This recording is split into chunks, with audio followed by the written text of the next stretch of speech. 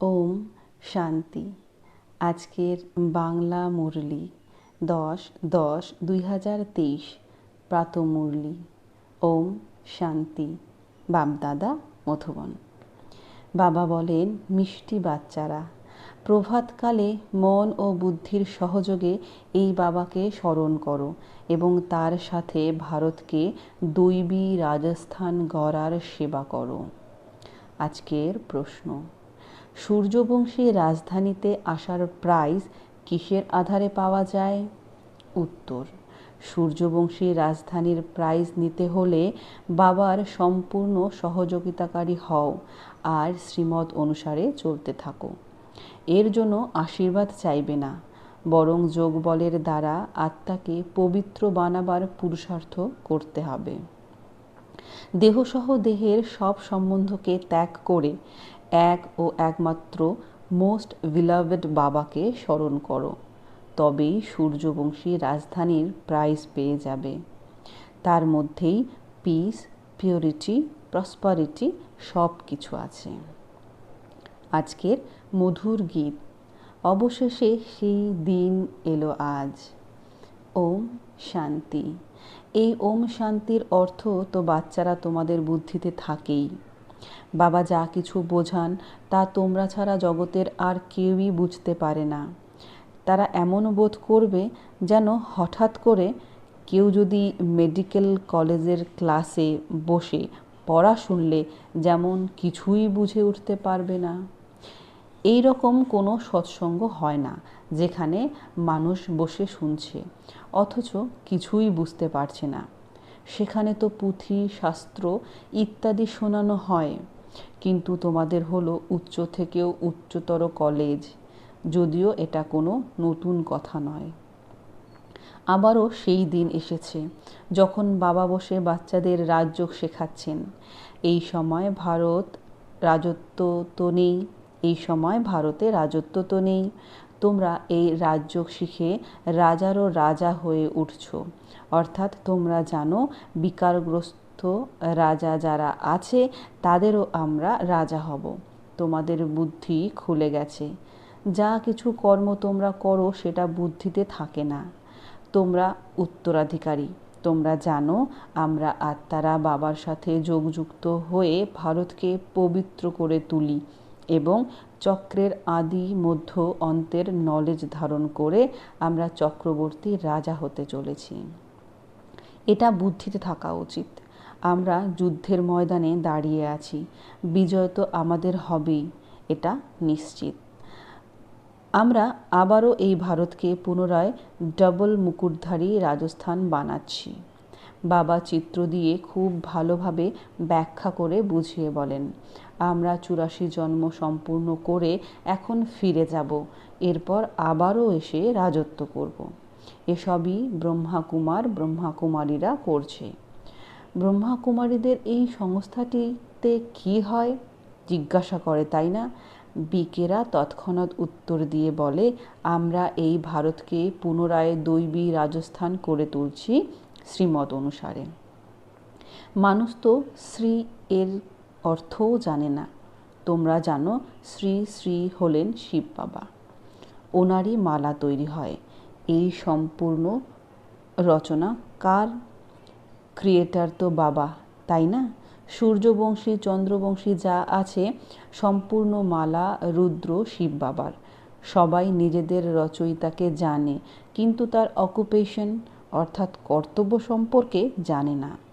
তিনি কবে আর কিভাবে এসে পুরানো দুনিয়াকে নতুন করে গড়ে তোলেন এটা কারো বুদ্ধিতে নেই। ওরা তো মনে করে কলিযুগ এখনো অনেক বছর চলবে। তোমরা এখন জানো যে আমরা দৈবী রাজস্থান স্থাপন করার নিমিত্ত হয়েছি। প্রকৃতপক্ষেই দৈবী রাজস্থান হবে, এরপর ক্ষত্রিয় রাজস্থান হবে। প্রথমে সূর্যবংশী কুল, তারপর ক্ষত্রিয় কুলের রাজ্য হবে। তোমাদের চক্রবর্তী রাজা রানী হতে গেলে বুদ্ধিতে চক্র ঘোরা উচিত, তাই না? তোমরা যে কাউকে এই চিত্র দিয়ে খুব ভালোভাবে বোঝাতে পারো। এই লক্ষ্মী নারায়ণ সূর্যবংশী কুলের এবং এই রাম সীতা হলেন ক্ষত্রিয় কুলের। এরাই তারপর বৈশ্য শূদ্রবংশী পতিত কুলের হয়ে যায়। এরপর পূজ্য থেকে পূজারী হয়ে যায়। সিঙ্গল মুকুটধারী রাজাদের চিত্র তৈরি করা উচিত। এই এক্সিবিশন অর্থাৎ প্রদর্শনী খুব ওয়ান্ডারফুল অর্থাৎ চমকপ্রদ হবে। তোমরা জানো ড্রামা অনুসারে সার্ভিসের জন্য এই এক্সিবিশনের খুব প্রয়োজন, তবেই তো বাচ্চাদের বুদ্ধিতে বসবে। নতুন দুনিয়া কিভাবে স্থাপন হচ্ছে এই চিত্র দিয়ে বোঝানো হয়। বাচ্চাদের বুদ্ধিতে খুশির মাত্রা বৃদ্ধি পাওয়া উচিত। এটা তো বোঝানো হয়েছে যে সত্যযুগে আত্মার মধ্যে জ্ঞান থাকে, সেটাও যখন বৃদ্ধ হয়ে যায় তখন অনায়াসে ভাবনা আসে যে এখন এই পুরানো শরীর ত্যাগ করে দ্বিতীয় শরীর ধারণ করতে হবে। এই ভাবনা শেষ সময়ে আসে, বাকি পুরো সময়টাই খুব আনন্দে থাকে। প্রথমে এই জ্ঞান থাকে না।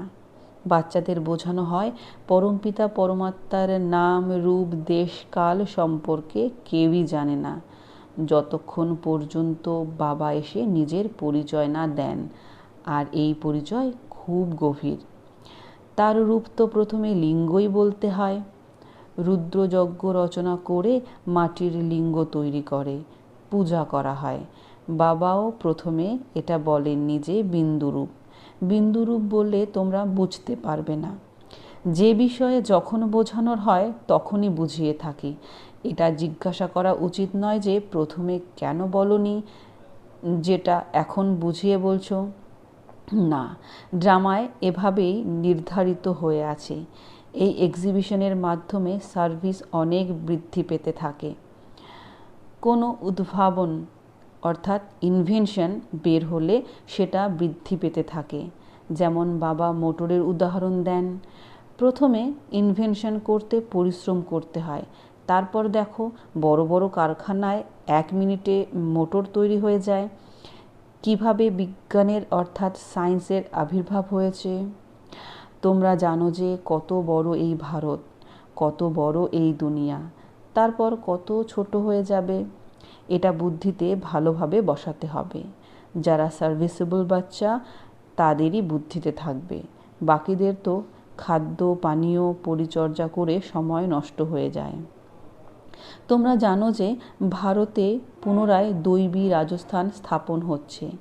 বাস্তবে রাজধানী শব্দটাও ভুল। ভারত দৈব রাজস্থানে পরিণত হতে চলেছে। এই সময় হলো আসরিক রাজস্থান, রাবণের রাজ্য। প্রত্যেকের মধ্যে 5 বিকারের প্রবেশ হয়েছে। কোটি সংখ্যক আত্মা সবাই হলো অ্যাক্টরস। নিজের নিজের সময় অনুসারে এসে তারপর আবার ফিরে যায়। তারপর আবারও প্রত্যেককেই নিজের পার্ট রিপিট করতে হয়। সেকেন্ড বাই সেকেন্ড ড্রামা হুবহু রিপিট হয়ে চলেছে। কল্পপূর্বেও যে পার্ট প্লে হয়েছে সেটাই এখন আবারও প্লে হচ্ছে। এত কিছু বুদ্ধিতে রাখতে হবে। কাজ কারবারের মধ্যে থাকলে স্মরণ করা মুশকিল হয়ে যায়। সেই জন্যই বাবা বলেন প্রভাতকালের এত মহিমা। ওরা গায় আমার মন প্রভাতে রামকে স্মরণ করে। বাবা বলেন এখন অন্য কিছু আর স্মরণ করবে না, প্রভাতকালে আমাকে স্মরণ করো। বাবা এখন সম্মুখে বসে বলেন ভক্তি মার্গে গায়ন করা শুরু করে। সত্যযুগ ত্রেতায় গায়ন হয় না। বাবা বোঝান হে আত্মা, নিজের মন বুদ্ধি দিয়ে প্রভাতে আমাকে অর্থাৎ বাবাকে স্মরণ করো। ভক্তরা প্রায়শই রাতে জেগে থাকে, কিছু না কিছু স্মরণ করে। এখানকার আচার অনুষ্ঠান এসবই ভক্তিমার্গ থেকে চলতে থাকে। বাচ্চারা, তোমরা বোঝানোর জন্য ভিন্ন ভিন্ন যুক্তি পেতে থাকো। ভারত প্রথমে দৈবী রাজস্থান ছিল, এরপর ক্ষত্রিয় রাজস্থান, তারপর বৈশ্য রাজস্থান হয়। দিনে দিনে তমপ্রধান হতে থাকে। নিচে অবশ্যই নামতে হবে। প্রধান হলো চক্র। চক্রকে জানলে তোমরা চক্রবর্তী রাজা হয়ে যাবে। এখন তোমরা কলিযুগে বসে আছো, সামনে সত্যযুগ। এই চক্র কিভাবে ঘুরছে এর জ্ঞান তোমাদের বুদ্ধিতে আছে। তোমরা জানো কাল অর্থাৎ ভবিষ্যতে আমরা সত্যযুগের রাজধানীতে থাকব। কত সহজ। উপরে ত্রিমূর্তি শিব আছে, চক্রও আছে। লক্ষ্মী নারায়ণও এর মধ্যে এসে যায়। এই চিত্র সামনে থাকলে সহজেই যে কাউকেই বোঝাতে পারবে। ভারত দৈবী রাজস্থান ছিল, এখন আর নেই। এক মুকুটধারীও কেউ নেই। চিত্রের মাধ্যমেই বাচ্চারা তোমাদের বোঝাতে হবে। এই চিত্র খুব ভ্যালুয়েবল, অর্থাৎ মূল্যবান। কত ওয়ান্ডারফুল জিনিস, সুতরাং ওয়ান্ডারফুল রীতিতেই বোঝাতে হবে। এই বৃক্ষ এবং ত্রিমূর্তির চিত্র সবাইকে নিজের নিজের ঘরে রাখতে হবে। কোনো মিত্র, সম্বন্ধ ইত্যাদি কেউ এলে এই চিত্র দিয়েই বোঝানো উচিত। এটা ওয়ার্ল্ডের হিস্ট্রি, জিওগ্রাফি। প্রতিটি বাচ্চার কাছে এই চিত্র অবশ্যই থাকা উচিত, সাথে যেন ভালো ভালো গানও থাকে। অবশেষে সেই দিন এসেছে। প্রকৃতপক্ষেই বাবা এসেছেন, আমাদের রাজযোগ শেখাচ্ছেন। চিত্র যে কেউ চাইলেই পেতে পারে, গরিবরা ফ্রিতে পেতে পারে, কিন্তু ওদের বোঝানোর জন্যেও শক্তি চাই। এ হলো অবিনাশী জ্ঞান রত্নের খাজানা। তোমরা হতে দাদা তোমাদের মতো অবিনাশী জ্ঞান রত্নের দান কেউই করতে পারবে না। তোমরা হলে দাতা, তোমাদের মতো অবিনাশী জ্ঞান রত্নের দান কেউই করতে পারবে না। এমন দান আর কোথাও হয় না। সুতরাং দান করা উচিত। যে আসবে তাকে বোঝানো উচিত। এরপর একে অপরকে দেখে অনেক আসতে থাকবে। এই চিত্র অতি মূল্যবান জিনিস, অমূল্য। যেমন তোমাদেরও অমূল্য বলা হয়। তোমরা কড়িহীন থেকে হীরাতুল্য হয়ে উঠছ। এই চিত্র বিদেশে নিয়ে গিয়ে যদি কেউ বোঝায় তাহলে কামাল হয়ে যাবে। দীর্ঘ সময় ধরে এই সন্ন্যাসীরা বলে আসছে যে আমরা ভারতে যোগ শেখাই। প্রত্যেকেই নিজ ধর্মের মহিমা করে থাকে। বৌদ্ধ ধর্মাবলম্বীরা কতজনকে বৌদ্ধ বানিয়েছে, কিন্তু এতে লাভ তো কিছুই নেই। তোমরা তো এখানে মানুষকে বাদর থেকে মন্দিরের যোগ্য করে তুলছ। ভারতই সম্পূর্ণ নির্বিকারী ছিল। ভারত গোরা ছিল, এখন কালো হয়ে গেছে। এখানে কত মানুষের বসবাস? সত্যযুগের তো অল্প সংখ্যক হবে, তাই না? সঙ্গম যুগেই বাবা এসে স্থাপনা করেন, রাজযোগ শেখান। সেই সব বাচ্চাদেরই শেখান যারা কল্পপূর্বেও শিখেছিল। স্থাপনা তো হবেই। বাচ্চারা রাবণের কাছে পরাজিত হয়ে তারপর রাবণের উপরেই বিজয় প্রাপ্ত করে থাকে। কত সহজ ব্যাপার। সুতরাং বাচ্চাদের বড় চিত্র তৈরি করে সেটা দিয়েই সার্ভিস করতে হবে। বড় বড় অক্ষরে লেখা হতে হবে, লেখা উচিত। এখানে থেকে ভক্তিমার্গ শুরু হয়। যখন দুর্গতি সম্পূর্ণ হবে অবশ্যই বাবা সদ্গতি দিতে আসবেন, তাই না? বাবা বুঝিয়েছেন, এমন কথা কাউকে কখনো বলবে না যে ভক্তি করবে না। না, বাবার পরিচয় দিয়ে বোঝাতে হবে, তবেই তীর লাগবে, উপলব্ধি হবে। তোমরা জানো মহাভারতের লড়াই কেন বলা হয়? কেননা এই যজ্ঞ অত্যন্ত বড় এবং এই যজ্ঞের আগুন থেকেই লড়াই শুরু হয়। এই পুরানো দুনিয়া শেষ হয়ে যাবে। এসব বিষয় তোমাদের বুদ্ধিতে আছে। মনুষ্য শান্তির জন্য প্রাইজ পেয়ে থাকে, কিন্তু শান্তি তো হয় না।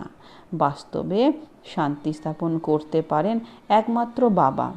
ওনার সাথে তোমরাও সহযোগী হয়ে ওঠো। তোমরা প্রাইজও পেয়ে থাকো। বাবা থোড়াই প্রাইজ পান। বাবা তো হলেন দাতা। তোমরা নম্বর অনুসারে, পুরুষার্থ অনুযায়ী প্রাইজ পেয়ে থাকো। তোমরা এখন পিউরিটি, পিস, প্রসপারিটি অর্থাৎ পবিত্রতা, শান্তি, সমৃদ্ধি স্থাপন করছো। কত বড় উপহার। তোমরা জানো যে যত পরিশ্রম করবে সে সূর্যবংশী রাজধানীর প্রাইজ পাবে। বাবা শ্রীমত প্রদান করেন। এমন নয় যে বাবা আশীর্বাদ করো। স্টুডেন্টসদের পরামর্শ দেওয়া হয় যে বাবাকে স্মরণ করলে তোমাদের বিকর্ম বিনাশ হবে। যোগবলের দ্বারাই তোমাদের আত্মা পবিত্র হবে। তোমরা সবাই সীতা, অগ্নিকে অতিক্রম করে যাও। হয় যোগবল দ্বারা পার হতে হবে, নতুবা আগুনে জ্বলতে হবে। দেহসহ সব সম্বন্ধ ত্যাগ করে একমাত্র মোস্ট বিলাভেড বাবাকে স্মরণ করতে হবে। কিন্তু নিরন্তর স্মরণে থাকা খুব মুশকিল হয়ে যায়, এতে সময় লাগে। গাওয়াও হয়ে থাকে যোগ অগ্নি। ভারতের প্রাচীন যোগ এবং জ্ঞান প্রসিদ্ধ, কারণ গীতা হলো সর্বশাস্ত্রের শিরোমণি। ওখানে রাজযোগ শব্দটা আছে, কিন্তু রাজ শব্দটি গুপ্ত করে শুধু যোগ শব্দটা নেওয়া হয়েছে। বাবা ছাড়া আর কেউ বলতে পারে না যে এই রাজযোগ দ্বারাই আমি তোমাদের রাজাদেরও রাজা করে তুলব। এখন তোমরা শিব বাবার সম্মুখে বসে আছো। তোমরা জানো আমরা সব আত্মারা পরমধাম নিবাসী। এরপর আমরা শরীর ধারণ করে পার্ট প্লে করি। শিব বাবা পুনর্জন্ম নেন না। ব্রহ্মা, বিষ্ণু, শঙ্করকেও পুনর্জন্ম নিতে হয় না। বাবা বলেন, আমি আসি পতিত থেকে পবিত্র করে তোলার জন্য। সেই জন্যই সবাই স্মরণ করে, বলে পতিত পাবন এসো। এটা অ্যাকিউরেট শব্দ। বাবা বলেন, আমি তোমাদের পবিত্র অর্থাৎ দেবী দেবতা করে তুলছি, সুতরাং এতটাই নেশা বৃদ্ধি পাওয়া উচিত। বাবা এনার মধ্যে এসে আমাদের শিক্ষা দিচ্ছেন। এই ফলের বাগানের মালি হচ্ছেন বাবা। আমরা বাবার হাত ধরেছি। এটা সম্পূর্ণ বুদ্ধির বিষয়। বাবা আমাদের ওই পারে বিষয় সাগর থেকে ক্ষীরের সাগরে নিয়ে যান। ওখানে অর্থাৎ সত্যযুগে বিষ থাকে না। সেই জন্যই তাকে নির্বিকারী ওয়ার্ল্ড বলা হয়। ভারত নির্বিকারী ছিল, এখন বিকারগ্রস্ত হয়ে গেছে। এই চক্র ভারতের জন্যই। ভারতবাসীরাই চক্র পরিক্রমা করে, বাকি ধর্মাবলম্বীরা সম্পূর্ণ চক্র পরিক্রমা করে না, ওরা তো পরে আসে। এটা বড়ই ওয়ান্ডারফুল চক্র। বুদ্ধিতে নেশা থাকা উচিত। এই চিত্রের প্রতি অ্যাটেনশন থাকা উচিত। সার্ভিস করে দেখাও। বিদেশে চিত্র গেলে নাম প্রসিদ্ধ হবে, বিহঙ্গ মার্গের সার্ভিস হয়ে যাবে। আচ্ছা, মিষ্টি মিষ্টি হারানিধি বাচ্চাদের প্রতি মাতা পিতা বাপদাদার স্মরণের স্নেহসুমন আর সুপ্রভাত। আত্মাদের পিতা তার আত্মারূপী বাচ্চাদেরকে জানাচ্ছেন নমস্কার। আত্মারূপী বাচ্চারা তার মাতা পিতা বাপদাদাকে জানাচ্ছেন স্মরণের প্রেম সুমন, সুপ্রভাত আর নমস্কার। ধন্যবাদ বাবা, ধন্যবাদ। আজকের মুরলির ধারণার জন্যে মুখ্য সার। নম্বর 1, অবিনাশী জ্ঞান রত্নের যে খাজানা পেয়েছ তা দান করতে হবে। নিজের সময়কে খাওয়া দাওয়া নিন্দা চর্চা করে নষ্ট করা উচিত নয়। নম্বর 2, করিতুল্য হয়ে যাওয়া মানুষকে হীরাতুল্য করে তোলার সেবা করতে হবে। বাবার কাছে আশীর্বাদ বা কৃপা চাওয়া উচিত নয়, ওনার রায় অনুসারে চলতে হবে। আজকের বাপদাদার মিষ্টি মধুর বরদান। সেবার দ্বারা প্রাপ্ত মান পদমর্যাদার ত্যাগ হয়ে অবিনাশী ভাগ্য নির্মাণকারী মহাত্যাগী ভব। তোমরা বাচ্চারা যে শ্রেষ্ঠ কর্ম করে থাকো, এই শ্রেষ্ঠ কর্ম অথবা সেবার প্রত্যক্ষ ফল হলো সকলের দ্বারা মহিমা হওয়া। সেবাধারী শ্রেষ্ঠ গায়নের আসন প্রাপ্ত করে, মান পদমর্যাদার আসন প্রাপ্ত করে। এই সিদ্ধি অবশ্যই প্রাপ্ত হয়, কিন্তু এই সিদ্ধি পথের একটা ধাপ মাত্র। এটা কোনো চূড়ান্ত গন্তব্য অর্থাৎ মঞ্জিল নয়। সেই জন্যই একে ত্যাগ করে ত্যাগী, ভাগ্যবান হয়ে ওঠো। একেই বলা হয় মহাত্যাগী হওয়া। গুপ্ত মহাদানীর বিশেষত্ব হলো ত্যাগেরও ত্যাগী। আজকের স্লোগান, ফরিস্তা হতে গেলে সাক্ষী হয়ে প্রত্যেক আত্মার পাঠকে দেখো